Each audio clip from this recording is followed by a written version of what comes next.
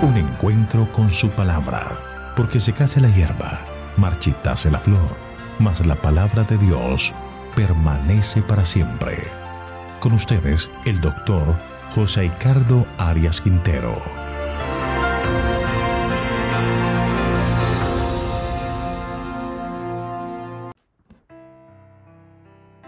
Vamos a estudiar Evangelio según San Lucas, capítulo 14. Jesús sana a un hidrópico. Para ello vamos a orar. Querido Señor, te agradecemos por este día que tú nos regalas, porque eres un Dios de bondad y de misericordia, porque perdonas nuestros pecados, nos limpias de maldad, y te pedimos en este momento que derrames tu Espíritu Santo sobre nuestra vida, para que al abrir tu palabra podamos tener entendimiento, inteligencia, sabiduría y guardar las lecciones importantes para nuestro fortalecimiento espiritual. Gracias, Señor, por escucharnos y otorgarnos tu bendición, pues lo pedimos todo en el nombre de Jesús. Amén.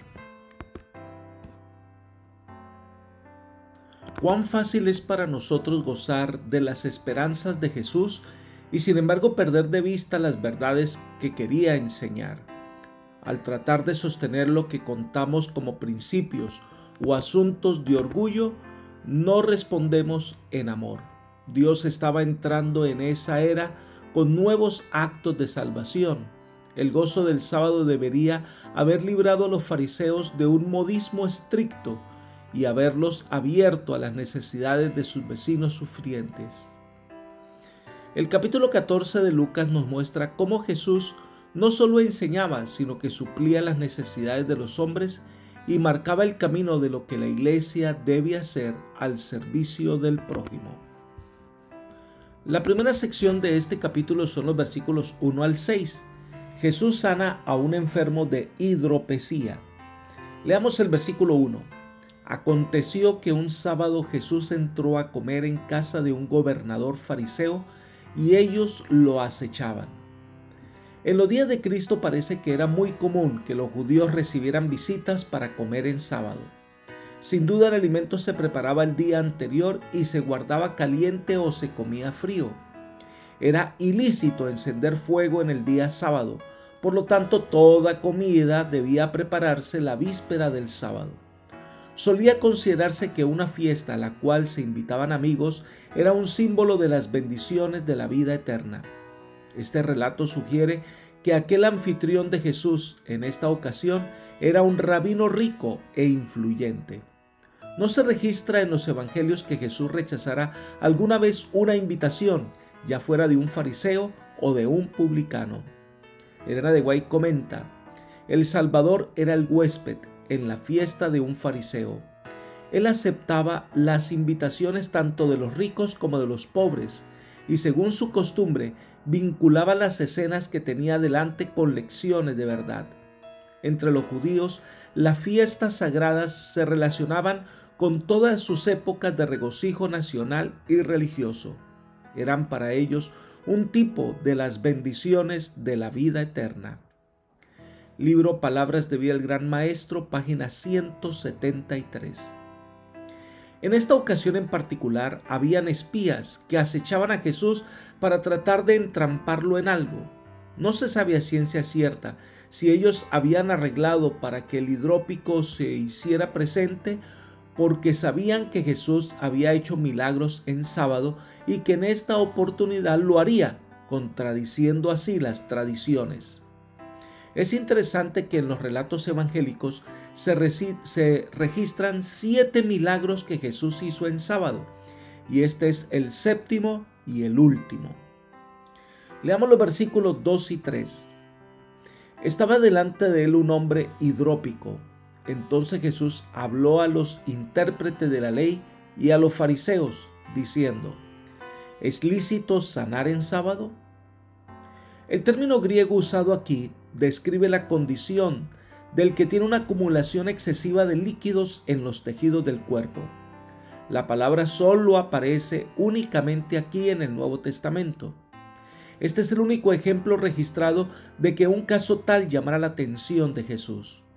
El hombre quizás vino por su propia cuenta con la esperanza de ser sanado, aunque el relato no dice que se presentó a Jesús para que lo sanara.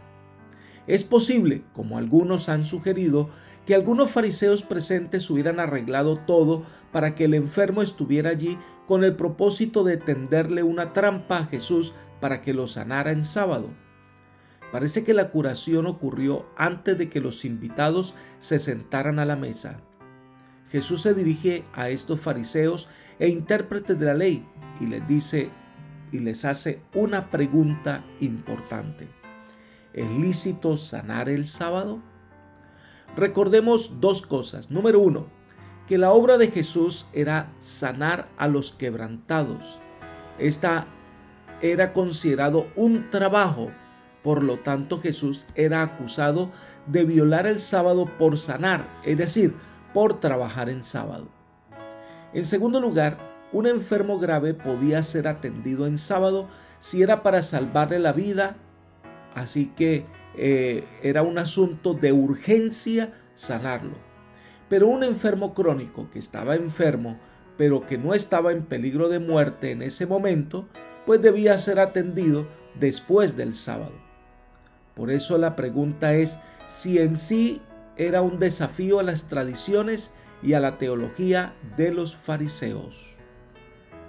Sigamos leyendo el relato en los versículos 4 al 6. Pero ellos callaron. Él, tomándolo, lo sanó y lo despidió.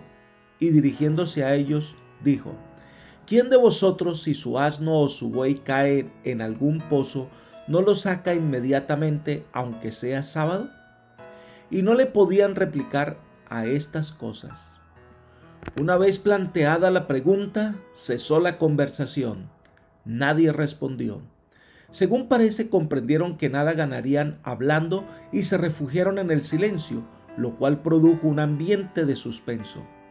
No se atrevían a decir que era lícito porque sus reglamentos rabínicos parecían prohibir la curación en un caso como este, pero tampoco se atrevían a decir que era ilícito. Parece que a Lucas le agradaba destacar las ocasiones cuando los enemigos del Evangelio tuvieron que callar. Jesús se acerca al hombre y le sana y lo despide para que no sea objeto de ataques o pueda quedar confundido ante la posición de los fariseos. Jesús entonces les recuerda que muchos de ellos que ven a un animal, un asno o un buey que cae en un pozo, que esto representaría una pérdida económica para el dueño, pues se apresurarían a sacar al animal, así sea en el día sábado. Entonces, ese hombre que estaba enfermo, pues puede ser sanado en sábado. Él vale más que los animales. Entonces los que lo criticaban estaban derrotados. No querían admitir que les importaba más un buey o un asno que una persona. Así que se quedaron sin argumentos. El Señor ahora, viendo la actitud de la gente, les cuenta una parábola que la podemos leer en los versículos 7 al 14, la parábola de los convidados a la boda. Leamos el versículo 7. Observando cómo los convidados escogían los primeros asientos a la mesa, le refirió una parábola. Según el Talmud, los principales asientos eran los que estaban junto al anfitrión.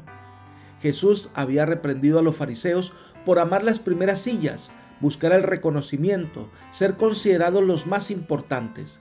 Jesús va a usar un relato breve o un dicho corto y significativo para dar una lección. Es muy probable que esta parábola se basara en lo que Jesús estaba observando, la manera en que se sentaban los invitados. Vio que algunos escogían los mejores asientos, estaban disputando quién merece el primer lugar. Esto nos recuerda la manera en que los discípulos también disputaban entre ellos sobre quién sería el mayor. Sigamos con los versículos 8 al 11. Cuando seas convidado por alguien a unas bodas, no te sientes en el primer lugar, no sea que otro más distinguido que tú esté convidado por él y viniendo el que te convidó a ti y a él te diga: da a este lugar. Y entonces tengas que ocupar avergonzado el último lugar. Más bien, cuando seas convidado, ve y siéntate en el último lugar, para que cuando venga el que te convidó te diga: amigo, sube más arriba. Entonces tendrás el reconocimiento de los que se sientan contigo a la mesa, porque cualquiera que se enaltece será humillado, y el que se humilla será enaltecido. Jesús destaca que la demostración de la verdadera humildad trae mayor reconocimiento que aquel que busca ensalzarse por encima de los demás. El principio que aquí se enuncia ataca la raíz del orgullo, el deseo de ensalzarse ante los demás. El orgullo es, junto con el egoísmo, la raíz de todo pecado. Jesús nos dio ejemplo de la verdadera humildad y ese ejemplo debemos imitar. Aquel cuyo principal objetivo en la vida es favorecer sus intereses personales se encuentra a menudo con otros que lo obligan a conformarse con una posición inferior. El Señor repite esta verdad vez tras vez, que el que se enaltece será humillado y el que se humilla será enaltecido. Pero el que olvida sus intereses personales y se ocupa de animar y ayudar a otros es muchas veces aquel a quien sus prójimos se complacen en honrar. Aún más, la humildad es evidentemente el pasaporte para entrar en el ensalzamiento en el reino de los cielos, mientras que el deseo de enaltecerse es una infranqueable barrera que impide entrar en el reino de Dios. El Señor sigue sus enseñanzas sobre la verdadera humildad e introduce una ilustración muy especial. Leamos los versículos 12 al 14. Dijo también al que lo había convidado: cuando hagas comida o cena, no llames a tus amigos, ni a tus hermanos, ni a tus parientes, ni a vecinos ricos, no sea que ellos, a su vez, te vuelvan a convidar y seas recompensado. Cuando hagas banquete, llama a los pobres, a los mancos, a los cojos y a los ciegos, y serás bienaventurado, porque ellos no te pueden recompensar, pero te será recompensado en la resurrección de los justos. Jesús nos habla del egoísmo con el que a veces hacemos muchas cosas. Hacer la comida, que actualmente se conoce como el almuerzo o la cena, no sigas practicando la costumbre de los hombres egoístas. Ahora, Jesús no dice que no invitemos a nuestros amigos, sino que nos amonesta contra los motivos egoístas que inducen a muchos a invitar solo a aquellos de quienes espera recibir atenciones similares. Jesús instó a la hospitalidad, cuya base es un interés genuino en las necesidades del prójimo, ya sea de alimento o de amistad. Señaló que esta clase de hospitalidad recibirá un galardón en la vida futura, aunque no sea recompensada en esta vida. Jesús espera que sus seguidores demuestren verdadero interés por aquellos que pasan necesidades, que pueden compartir con aquellos necesitados sin ningún interés egoísta. Dios, en la resurrección de los justos, se lo recompensará. Ahora podemos tomar el texto que si hay resurrección de justos es porque también habrá resurrección de los injustos, pues esperamos que todos aquellos que han de morir antes de la venida de Jesús podamos participar en la primera resurrección, en la resurrección de los justos. La siguiente parábola que el Señor aborda en Lucas capítulo 14 está en los versículos 15 al 24 y es la parábola de la gran cena. Leamos el versículo 15. Oyendo esto, uno de los que estaban sentados con él a la mesa le dijo: Bienaventurado el que coma pan en el reino de Dios. Las palabras de Jesús eran un reproche al egoísmo y el orgullo de los hombres. Entonces este fariseo trató de desviar la conversación. Fue una expresión aparentemente piadosa, pero no tenía interés en hacer el bien. Se creía con derecho de estar allí. El siguiente comentario nos aclara: las palabras de Cristo eran un reproche para su egoísmo. Estas palabras eran desagradables para los fariseos. Esperando encauzar la conversación por otro curso, uno de ellos, con aire de santurrón, exclamó: Bienaventurado el que comerá pan en el reino de los cielos. Este hombre hablaba con gran seguridad, como si él mismo tuviera la certeza de poseer un lugar en el reino. Su actitud era similar a la de aquellos que se regocijaban porque son salvos por Cristo, cuando no cumplen con las condiciones en virtud de las cuales se promete la salvación. El fariseo no estaba pensando en su propia preparación para el cielo, tan solo en lo que esperaba gozar allí. Su observación tenía por propósito desviar la mente de los huéspedes del tema de su deber práctico. Pensó hacerlos pasar de la vida actual al tiempo remoto de la resurrección de los justos. Palabras de vida del Gran Maestro, página 174. Algo que debemos considerar y destacar es que todos entendían lo que este fariseo estaba diciendo, que iba a haber una cena en el reino de Dios. Todos lo entendían, pero entrar allí solo los que estén vestidos de la justicia de Cristo.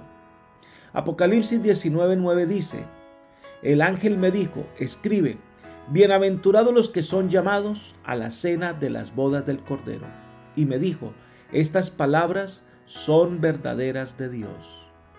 Así que en esta cena entrarán aquellos que se identifiquen con el Señor Jesús. No entrarán los egoístas ni aquellos que por orgullo creen que ya tienen derecho de estar allí, sino aquellos que se identifiquen con el Señor Jesús y sean cubiertos de la justicia de Cristo. Para ayudarles a entender lo que estaba pasando, Jesús les contó otra parábola. Vamos a estudiarla por partes. Lucas capítulo 14, versículos 16 y 17. Entonces Jesús le dijo: un hombre hizo una gran cena y convidó a muchos. A la hora de la cena envió a sus siervos a decir a los convidados: venid, que ya todo está preparado. Jesús describe aquí las abundantes bendiciones del reino de los cielos mediante el símbolo de un gran banquete, símbolo que evidentemente era común para sus oyentes. Lo que hace Jesús es que no va a contradecir las declaraciones de que hace el fariseo, pero sí va a poner en duda la sinceridad con que la hizo. El fariseo era en realidad uno de los que en ese mismo momento estaban rechazando la invitación evangélica. Esta primera invitación a la fiesta evangélica fue la que extendió a los judíos a través del Antiguo Testamento. Se refiere específicamente a los repetidos llamamientos de Dios a Israel, hechos por medio de los antiguos profetas. Puede considerarse que Jesús era, en un sentido especial, el siervo enviado a anunciar que todo está preparado. Evidentemente se acostumbraba que el anfitrión enviara a un siervo cuando la fiesta estaba por empezar para recordar a los convidados su invitación. Según el Tristram, lo mismo se hacía en su tiempo. Si el invitado se había olvidado o no sabía cuándo iba o debía ir a la fiesta, este recordativo le permitía prepararse y llegar a tiempo. En el ambiente del cercano oriente, donde todavía hoy la hora no tiene tanta importancia como en el mundo occidental, ese recordativo servía para evitar posibles disgustos, tanto al invitado como al anfitrión. En Palestina, cuando se tenía que hacer una fiesta, se fijaba la fecha con mucha antelación y se mandaban las invitaciones para que se dijera si se aceptaba o no. Pero no se decía la hora. Así es que cuando llegaba el día, todo estaba preparado. Iban los siervos a avisar a los invitados. Era un grave insulto el haber aceptado la invitación y luego no asistir. Pero algo sucede en la narración de esta parábola, versículos 18 al 20. Pero todos a una comenzaron a excusarse. El primero dijo: he comprado una hacienda y necesito ir a verla. Te ruego que me excuses. Otro dijo: he comprado 5 yuntas de bueyes y voy a probarlos. Te ruego que me excuses. Y otro dijo: acabo de casarme y por tanto no puedo ir. Da la impresión de que los invitados se hubieran puesto de acuerdo para despreciar a su amable anfitrión. Por supuesto, fueron más de 3 los invitados a la fiesta, pero parece que Jesús enumeró estas 3 excusas como ejemplo de lo que el siervo oyó donde quiera iba. Cada invitado presentó su propio pretexto, pero ninguno tenía una razón aceptable en cada caso. La verdadera razón era, indudablemente, que el invitado tenía más interés en alguna otra cosa que tendría que posponer su asistencia a la fiesta. Las excusas también denotaban falta de aprecio por la hospitalidad y la amistad del que daba la fiesta. Los que rechazaron la invitación a la fiesta evangélica le daban más valor a los intereses temporales que a las cosas eternas. Miremos cada uno de estos. El primero que se excusa dice: he comprado una hacienda. Este pretexto, aunque fuera cierto, era una débil excusa, pues ya había comprado la hacienda. No hay duda de que el comprador había examinado cuidadosamente el campo antes de cerrar el negocio. Esto sucede cuando dejamos que los negocios usurpen los derechos de Dios. Es posible estar inmerso en las cosas de este mundo que no se tiene tiempo para dar culto a Dios, ni siquiera para orar.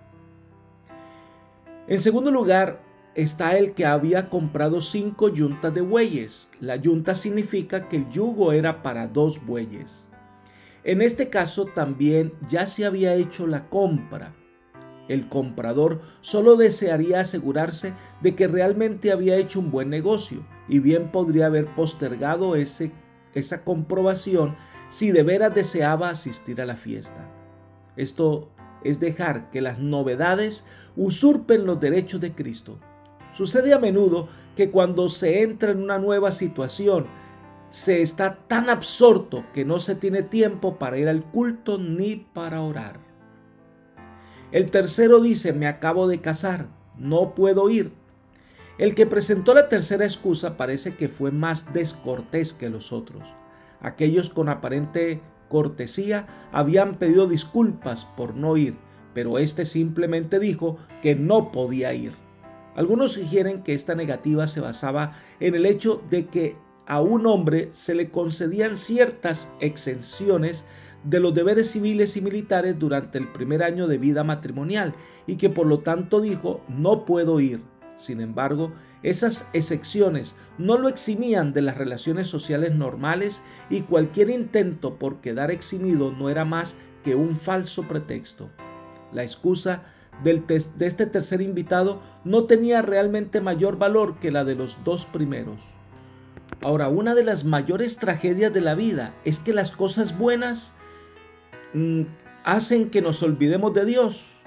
No hay nada más maravilloso que el hogar, pero no se pretende que se use de una manera egoísta. Los que viven juntos viven todavía mejor con Dios. Se sirven mejor mutuamente si sirven también a otros. El ambiente del hogar es aún más maravilloso cuando los que viven en él se acuerdan de que también son miembros de la familia y de la casa de Dios. Elena de White concluye esta primera parte diciendo: todas las excusas revelaban una mente preocupada. Estos huéspedes en perspectiva habían llegado a estar completamente absortos en otros intereses. La invitación que se habían comprometido a aceptar fue puesta a un lado y el amigo generoso quedó insultado por la indiferencia de ellos. Libro Palabras de Vida del Gran Maestro, página 175. Cada uno de nosotros necesita evaluar la respuesta que damos al Evangelio, porque somos muchos los que presentan excusa para responder a la invitación del Señor. Son muchos también que dicen sí, pero que después se dejan absorber por las cosas de esta vida y dan la espalda al Señor. Elena de White nos llama la atención y la reflexión lo siguiente: tal ocurre en nuestros días. Las excusas presentadas para rechazar la invitación a la fiesta abarcan todas las que hoy se dan para rechazar la invitación del Evangelio.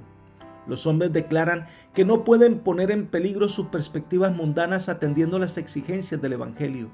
Consideran sus intereses temporales de más valor que las cosas de la eternidad. Las mismas bendiciones que han recibido de Dios llegan a ser una barrera que separa sus almas de su Creador y Redentor. No quieren ser interrumpidos en sus afanes mundanos y dicen al mensajero de misericordia: ahora vete, mas en teniendo oportunidad te llamaré. Otros presentan las dificultades que podrían levantarse en sus relaciones sociales si obedecieran el llamamiento de Dios. Dicen que no pueden estar en desacuerdo con sus parientes y conocidos.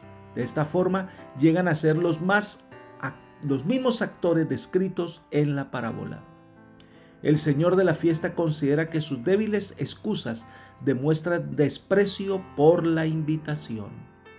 Palabras de vida del Gran Maestro, página 177. Es oportuno que demos un valor real a la invitación que el Señor nos hace. Entonces viene la reacción del padre de familia, versículos 21 al 24. El siervo regresó e hizo saber estas cosas a su señor. Entonces, enojado el padre de familia, dijo a su siervo: Ve pronto por las plazas y las calles de la ciudad y trae acá a los pobres, a los mancos, a los cojos, a los ciegos. Dijo el siervo: Señor, se ha hecho como mandaste y aún hay lugar. Dijo el Señor al siervo: Ve por los caminos y por los vallados y fuérzalos a entrar para que se llene mi casa, pues os digo que ninguno de aquellos hombres que fueron convidados gustará mi cena. Mientras el siervo enumeraba una tras una y tras otra las débiles excusas, el amable anfitrión montó en cólera. En un primer momento todos habían aceptado su invitación y, debido a esta aceptación, había hecho los preparativos para la fiesta. Pero ahora que se habían hecho todos los preparativos y la cena estaba lista, parecía haber una conspiración para avergonzarlo. Además, había hecho gastos considerables para preparar la fiesta. Dios, que prepara la fiesta celestial, sin duda no se enoja como los seres humanos. Sin embargo, con todo lo que ha hecho para proporcionar a la perdida humanidad las bendiciones de la salvación, su amante corazón debía sentirse muy triste cuando los hombres dan poca importancia a su amable invitación para participar de la justicia divina y del favor celestial. Todos los recursos del cielo han sido invertidos en la obra de la salvación, y lo menos que puede hacer los seres humanos es apreciar y aceptar lo que Dios ha proporcionado. Es evidente que el anfitrión no desea ver que sus costosos comestibles se pierdan. Si sus mejores amigos deciden no aceptar la demostración de su buena voluntad, de buena gana invitará a desconocidos para que lo reciban. Nótese también que su acción armoniza con el consejo dado por Jesús inmediatamente antes de presentar esta parábola, consejo que no fue bien recibido por los invitados a la fiesta en la cual Jesús se hallaba y que impulsó a uno de ellos a cambiar el tema de la conversación. La invitación evangélica fue primero dada al pueblo judío, representado así como los habitantes de una ciudad. Los principales ciudadanos que habían despreciado la invitación eran los dirigentes judíos, algunos de los cuales estaban en ese momento reunidos con Jesús en una fiesta en casa de un fariseo. Los invitados que despreciaron la invitación representaban a la aristocracia religiosa de Israel. Después de este rechazo, el amable anfitrión se alejó de sus amigos preferidos hacia los desconocidos de la ciudad, los miembros desamparados y algunas veces despreciados de la sociedad. Residían en la misma ciudad de los invitados y por lo tanto eran judíos, pero algunos de ellos eran publicanos y pecadores, hombres y mujeres a quienes los aristócratas de la nación consideraban como parias. Sin embargo, tenían hambre y sed del evangelio. Los judíos suponían comúnmente que quienes sufrían dificultades financieras o corporales no gozaban del favor de Dios, y por lo tanto esas personas muchas veces eran despreciadas y descuidadas por sus prójimos. Se suponía que Dios les había desechado y por eso la sociedad también los consideraba como parias. Jesús niega en esta parábola que tales personas eran despreciadas por Dios y afirmó que no debían ser despreciadas por sus prójimos, ni aun cuando sus sufrimientos pudieran haberse o deberse a su propio pecado o conducta imprudente. Los afligidos por la pobreza y por deficiencias físicas parecen representar aquí principalmente a los que están en bancarrota moral y espiritual. No tienen buenas obras propias que ofrecer a Dios a cambio de las bendiciones de la salvación. Pero algo interesante, dice que el siervo, que todavía él fue, se trajo a todas estas personas, pero había lugar. Entonces el Señor le dice que vaya a todos los caminos y vallados. Estos quedaban fuera de la ciudad y por lo tanto representaban apropiadamente a las regiones que no eran judías, es decir, a los paganos, y los traería a la fuerza, es decir, los persuadiría a entrar a la cena. Con la frase fuérzalos a entrar, Jesús sencillamente quiso destacar la urgencia de la invitación y la fuerza apremiante de la gracia divina. Por lo tanto, la bondad y el amor debían ser la fuerza motriz. Entonces el Señor hace una declaración fuerte, que aquellos primeros invitados no tendrían ya lugar para ellos. No es que el Señor caprichosamente cierre la puerta para nadie, pero es la elección de aquellos de rechazar, y cuando, como las vírgenes falsas, desean entrar, ya es demasiado tarde. Pero aquellos que reconocen su necesidad de salvación, sin importar su nacionalidad, pueden entrar a la cena de las bodas del Cordero. Esta parábola es una lección clara de lo que el Señor quiere hacer y la respuesta que nosotros damos a esta invitación. Miren el siguiente comentario. Por medio de la gran cena, Cristo presenta los privilegios ofrecidos mediante el Evangelio. La provisión consiste nada menos que en Cristo mismo. Él es el pan que desciende del cielo y de él surgen raudales de salvación.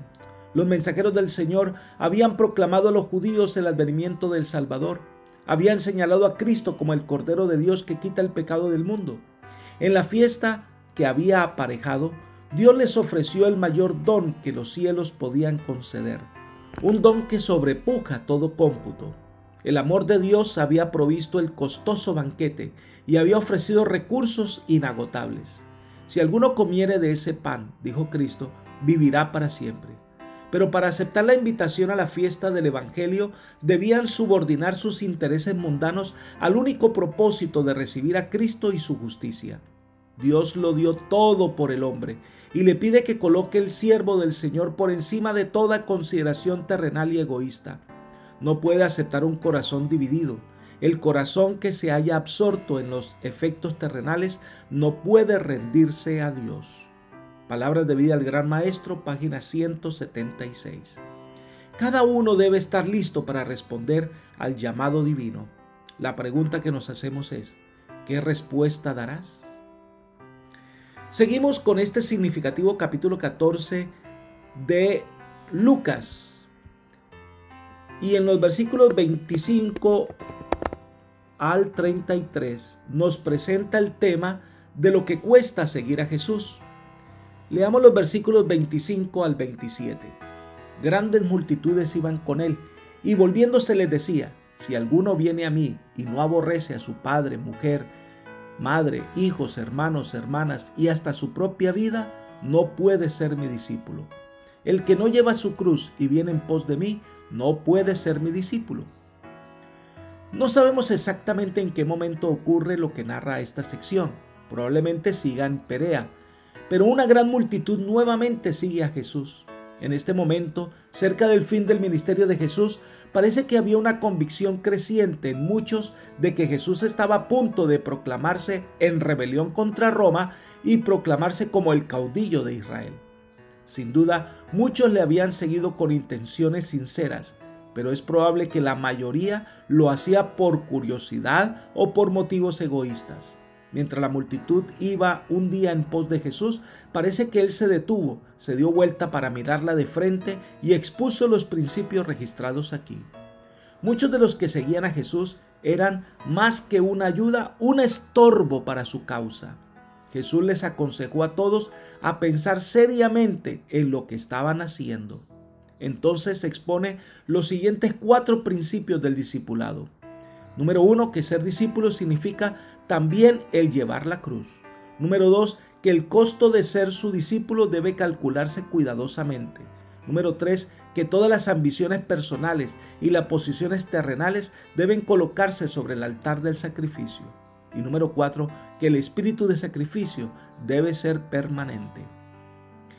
Este discipulado tiene un costo, el que no aborrece. Estas palabras es un hebraísmo que significa llamar menos que. Debemos entenderlo como lo dice Mateo capítulo 10, versículo 37. El que ama a padre o madre más que a mí no es digno de mí.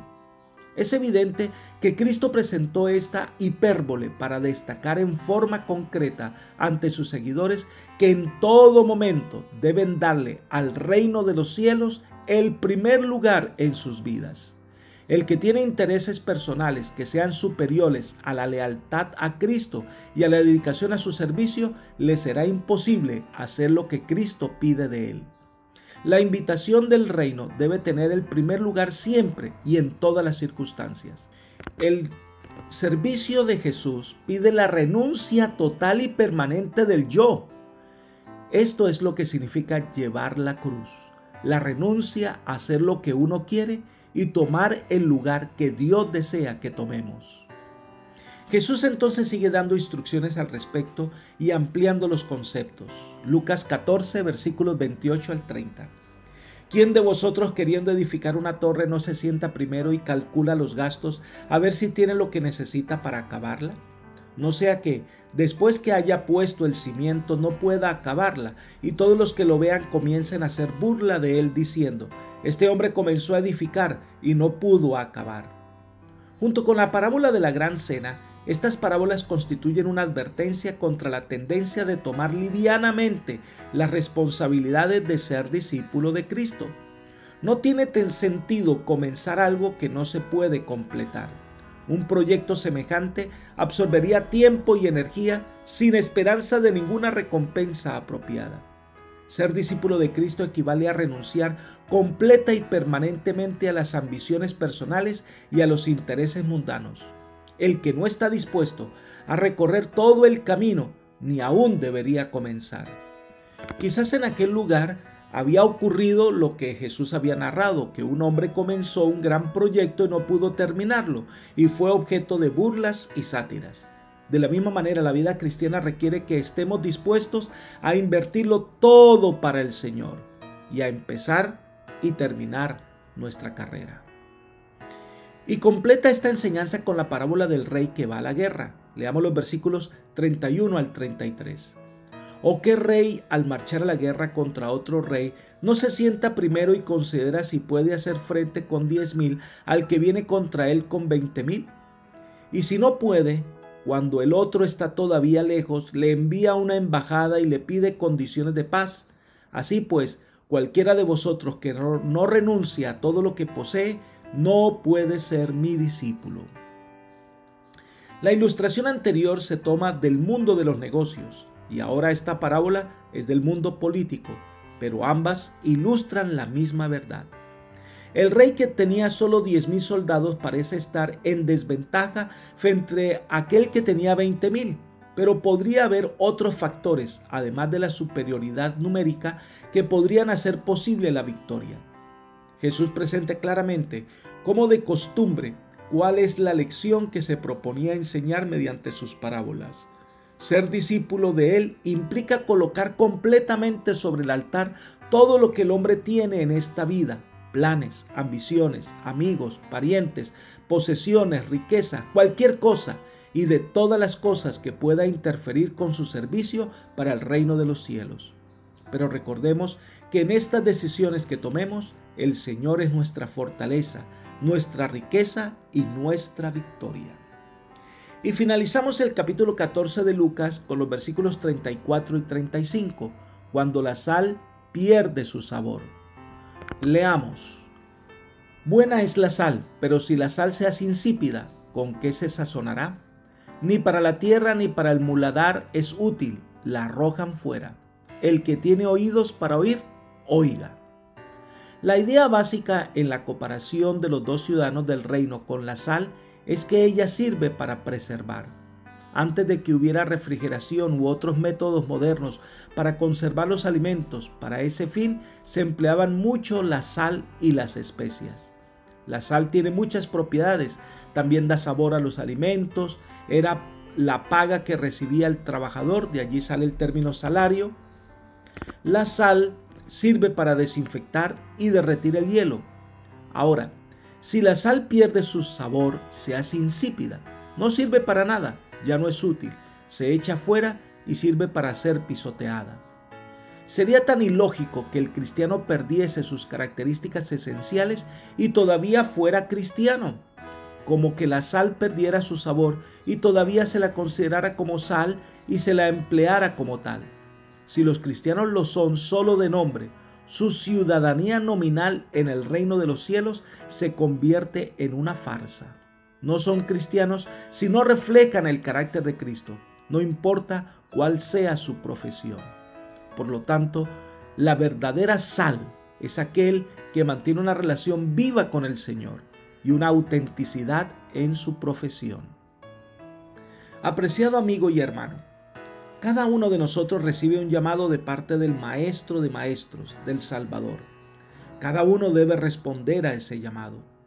El Señor dice que ser discípulo de Jesús implica renuncia, implica nueva vida, implica caminar con Jesús. Hoy te invito a que respondas positivamente al llamado del Señor y que renuncies a tu vida de pecado y te entregues completamente al Señor. Que el Señor te bendiga, te guarde y te fortalezca. Es mi oración por ti. Amén.